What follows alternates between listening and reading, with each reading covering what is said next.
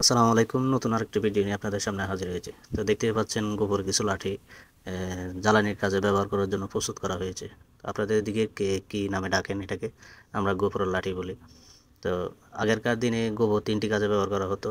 এক নম্বর হচ্ছে আপনার এক নম্বরে ঘরের বসতবাড়ি হিসেবে কাজে ব্যবহার করা হতো। ২ নম্বরে জ্বালানি কাজ হিসেবে ব্যবহার করা হতো। ৩ নম্বরে কৃষিকাজে ব্যবহার করা হতো।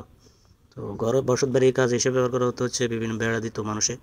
বেড়াতে আপনার গোবর এবং মাটি পানি মিশিয়ে বেড়াতে লেপ দিয়ে দিত আর কি, যেভাবে আমরা এখন বিল্ডিংয়ে আস্তর বলি আর কি, ওভাবে লেপ দিয়ে দিত যাতে বেড়াটা শক্ত হতো। ২ নম্বরে হচ্ছে বিভিন্নভাবে শুকিয়ে জ্বালানি কাজে ব্যবহার করা হতো।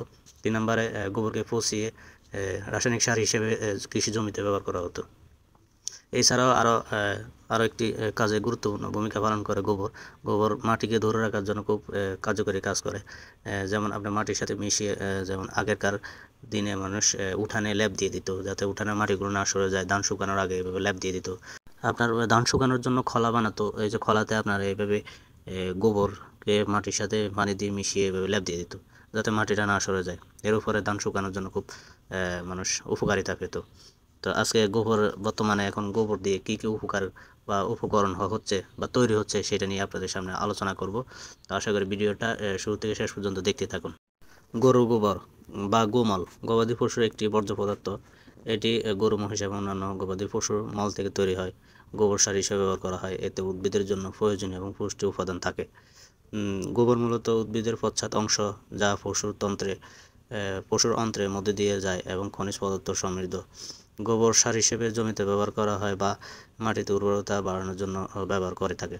এছাড়াও গোবর থেকে বায়োগ্যাস এবং বিদ্যুৎ উৎপাদন করা যায়। গোবর সার হিসেবে সরাসরি জমিতে প্রয়োগ করা হয় অথবা কম্পোস্ট সার তৈরি করে ব্যবহার করা হয়।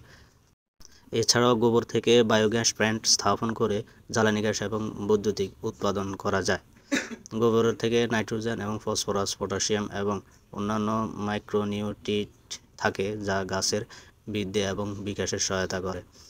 গোবরের পরিবেশগত প্রভাব। গোবর সঠিকভাবে ব্যবহার করলে পরিবেশ এবং পরিবেশের জন্য উপকারিত হতে পারে, তবে এর পরিকল্পিত ব্যবহার করলে পরিবেশে দূষণ কারণ হতে পারে।